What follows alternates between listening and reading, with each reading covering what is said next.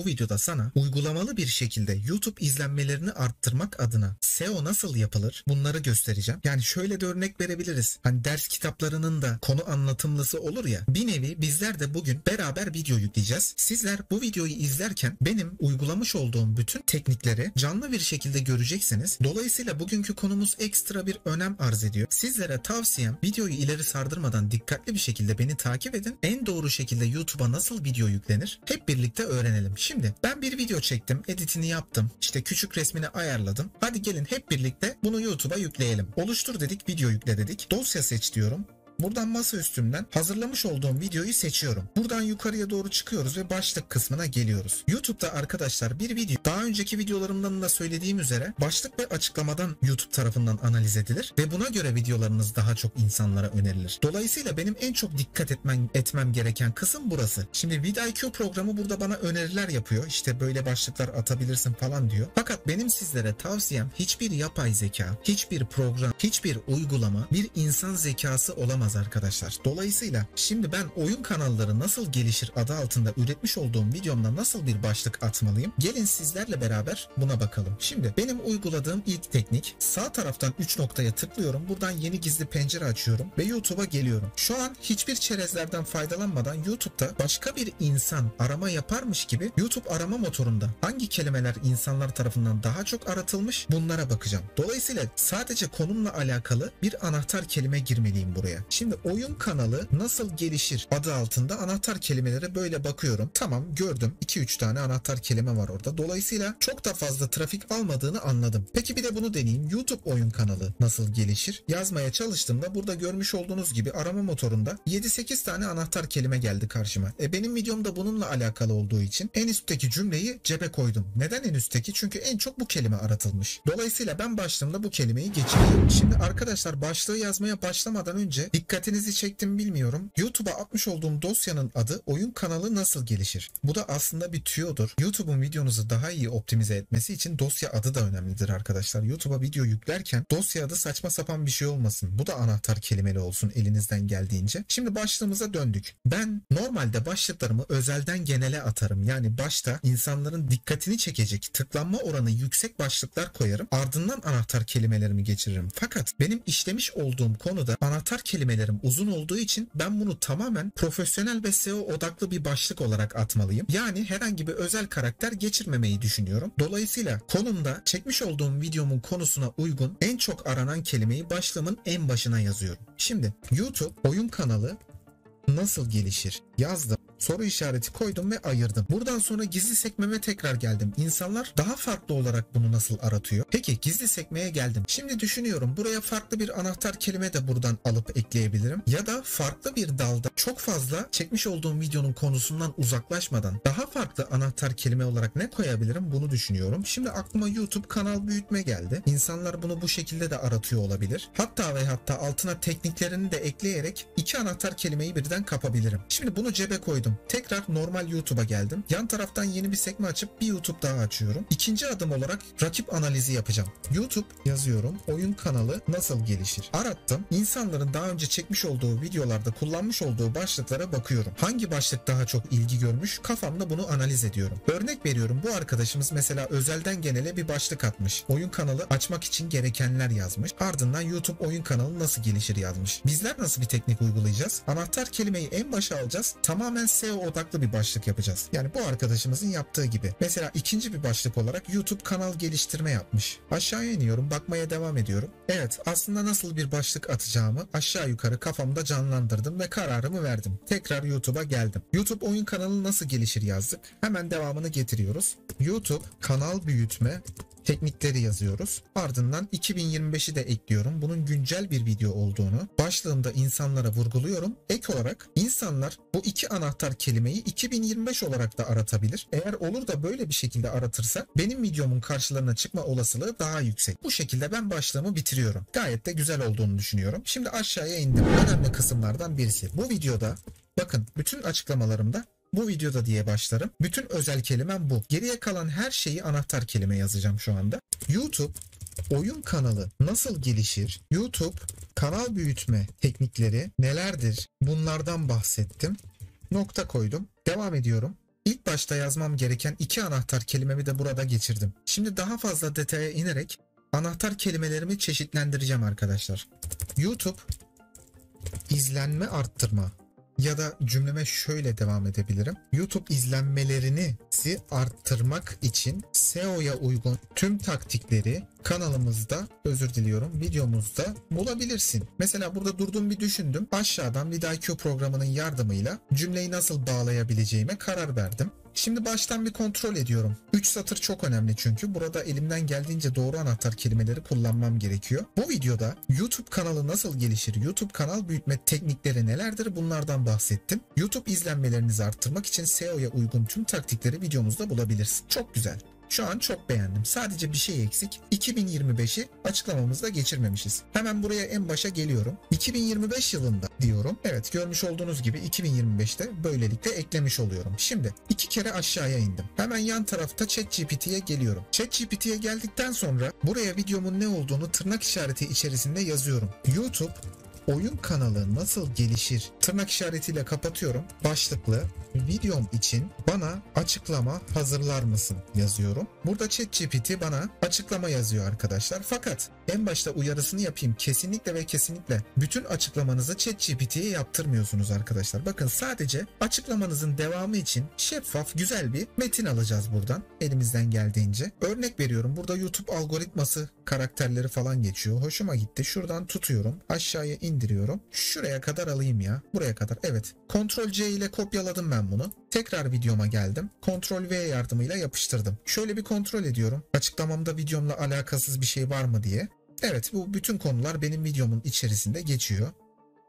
Gayet güzel. En son böyle bağlıyor. Şimdi 2 kere daha aşağı indim. Açıklamam bitti şu an. Artık şu andan itibaren zaman çizelgem varsa, kullanmak istiyorsam onu ayarlamam gerekiyor. Buraya zaman çizelgesi yazıyoruz. Bir boşluk, 2 nokta üst üste. Şimdi buradan bir tane aşağıya iniyoruz. Bir tane daha inelim hatta. Çift 0, 2 nokta üst üste çift 0 giriş. Ardından ben burada videomun içeriğindeki bütün ayarlamış olduğum zaman çizelgelerini girip geliyorum. Sizlerin burada zamanınızın gitmesini istemiyorum arkadaşlar. Zaman çizelgemi ben tamamladım. Biraz vaktimi aldı. Videomu belirli boşluklarla izleye hangi noktalarda hangi konulara değinmişim. Bütün bunlara değindim. Bilmeyenler için çok küçük bir anlatalım. Burada videonuzun dakikalarını yazarak hangi dakikada videolarınızda hangi konulardan bahsediyorsunuz bunları yazıyorsunuz. Ve bu şekilde videonuza zaman çizelgesi atmış oluyorsunuz. Basit olarak şöyle bir şekilde sizlere aktarabilirim. Örnek veriyorum, 14.44 başarılı bir kanala inceleme yapıyoruz yazmışım. Yani 14.44. dakikadan itibaren ben bu konuyu videomda işliyorum diyorum. Bu şekilde bütün zaman çizelgemi oluşturdum.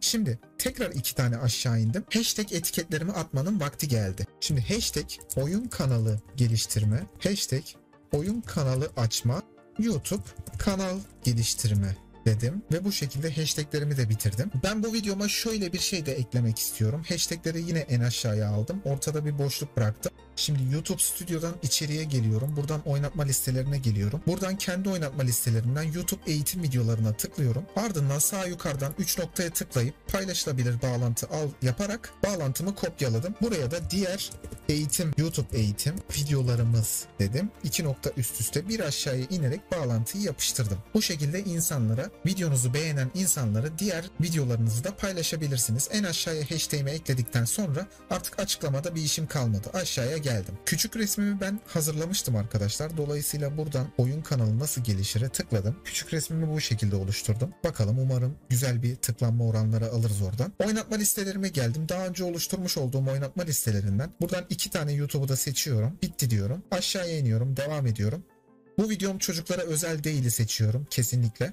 Seçmem gerekiyor onu. Videomda herhangi bir tanıtım yok. Bunu seçmiyorum. Aşağıya indim.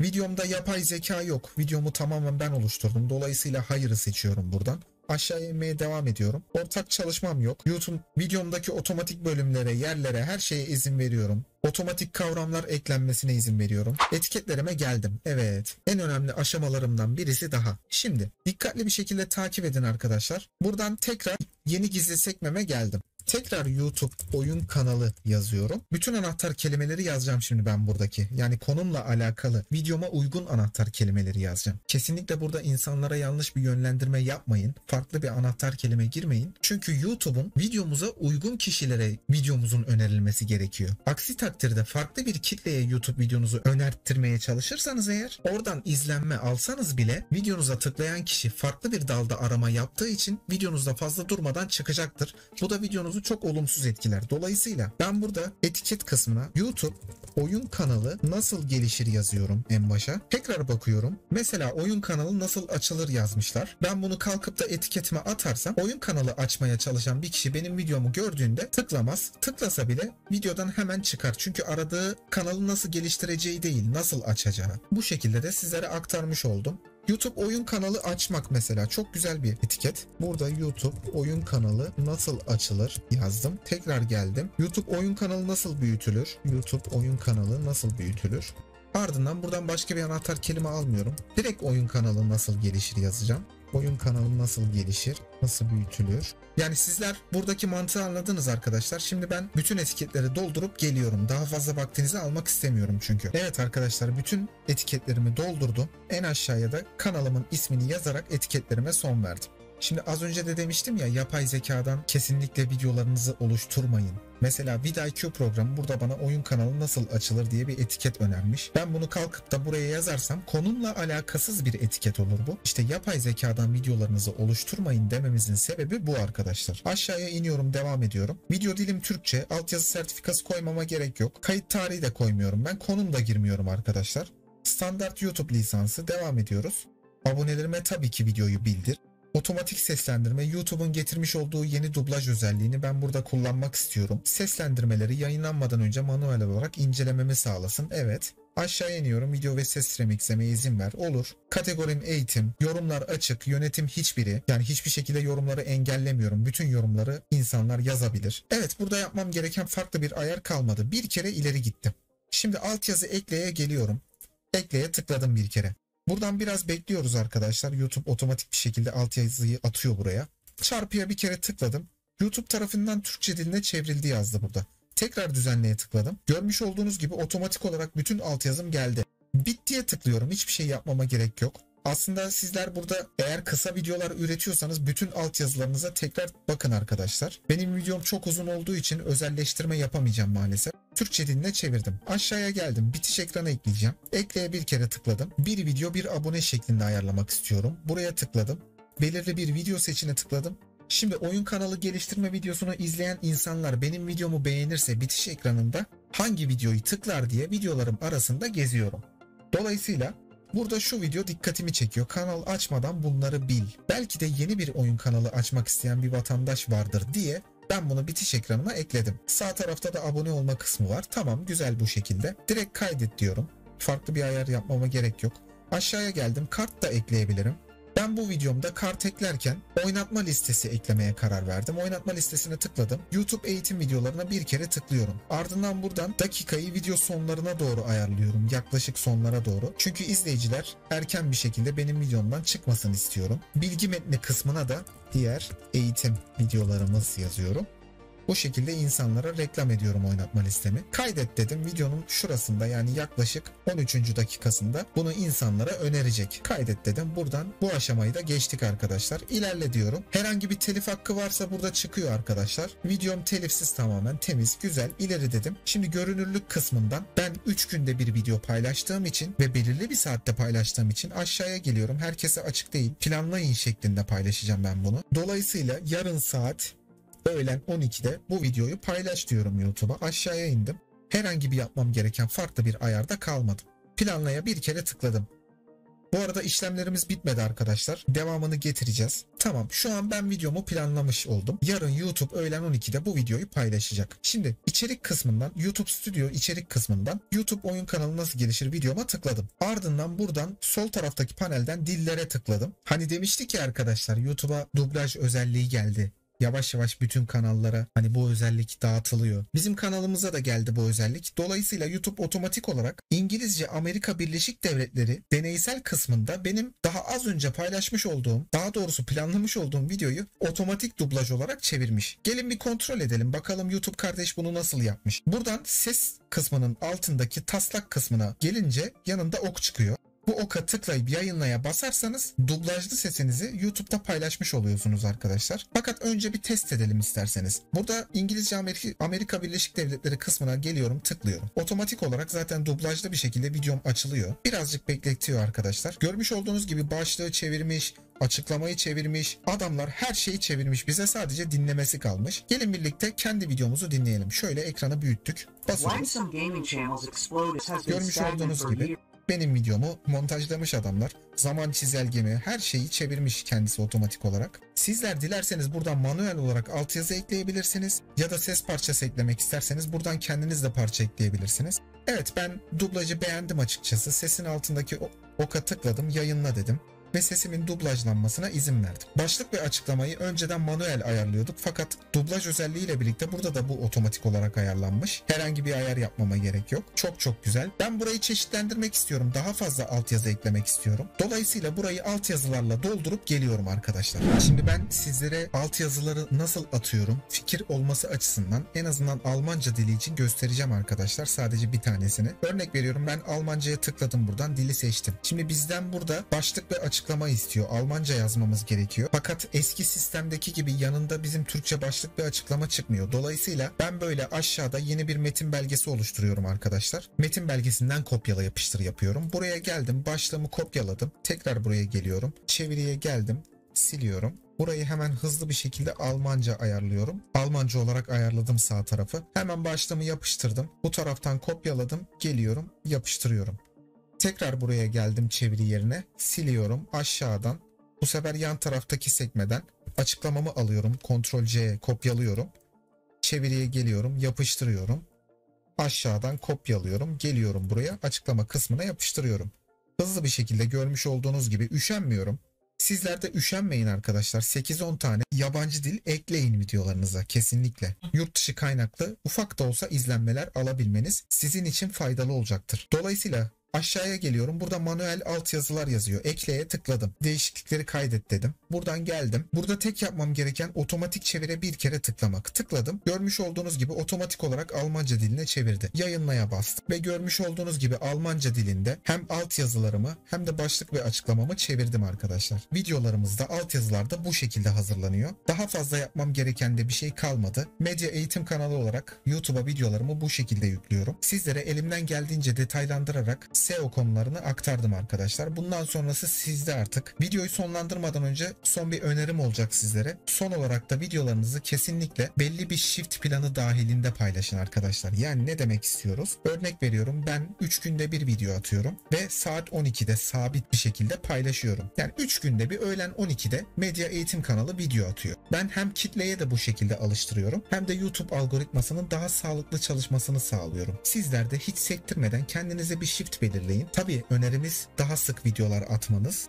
daha çok videolar paylaşmanız. Çok aşırı fazla video atamıyorsanız da belli başlı bir shift dahilinde videolarınızı paylaşın. Evet, bu videoda sizlere YouTube izlenmelerinizi arttırmanız için en doğru şekilde SEO nasıl yapılır bunlardan bahsettim. Çıkmadan önce sizlerden ricam, videoyu beğendiyseniz eğer videomuza like atıp kanalımıza abone olursanız bu tarz videolardan da haberdar olursunuz. Bana da destek olmuş olursunuz arkadaşlar. Bütün yorumları elimden geldiğince cevaplandırıyorum. Yorum yazmaktan çekinmeyin. Sormak istediğiniz bir şey varsa yazabilirsiniz. Elimden geldiğince yardımcı olabilirim. Evet, beni izlediğiniz için teşekkür ederim. Bir sonraki videolarda görüşmek dileğiyle. Kendinize iyi bakın. Hoşça kalın.